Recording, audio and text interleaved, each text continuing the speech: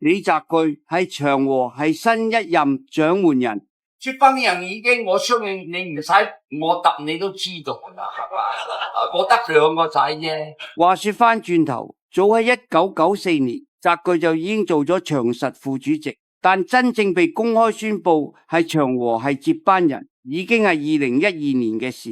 講返1972年嗰陣，澤钜同澤楷先至8、9歲，仲係懵懵懂懂嘅細路仔。我特意喺長實嘅董事會議室擺咗2張細凳，就放喺董事局會議台嘅角落，專登俾佢哋坐。有人話我狠心，話細路仔唔去遊樂場玩，硬係要逼佢哋聽悶到抽筋嘅董事會。兩兄弟自細就各走各路，互不相干，成年之後往來都好少。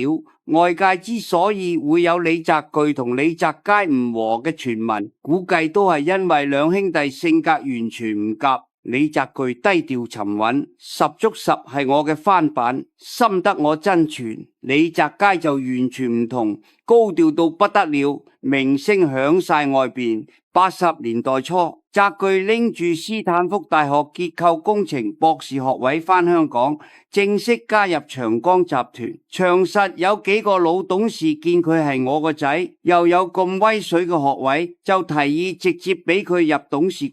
我諗都唔想就拒絕咗，我直接將佢派去基層，由普通職員做起。之後佢一路升職，25歲被提拔做長江實業執行董事，29歲成為長江實業副董事總經理，30歲坐正長江實業副主席，35歲就擔任長實副主席兼董事總經理。嗰陣長江中心剛剛起好，我喺70樓頂層辦公，澤钜就喺9樓嘅長實大本營返工，每日朝9晚5，同其他職員一模一樣，冇半分特權。呢段期間，佢仲搞過好多次成功嘅資本運作。1996年，李澤钜負責分拆長江基建上市，結果獲得超額認購25倍嘅亮眼成績。我當時仲評過佢，話李澤钜嘅表現可以俾90分，仲笑住講，如果佢唔係我個仔，我實俾佢100分。巴黎我會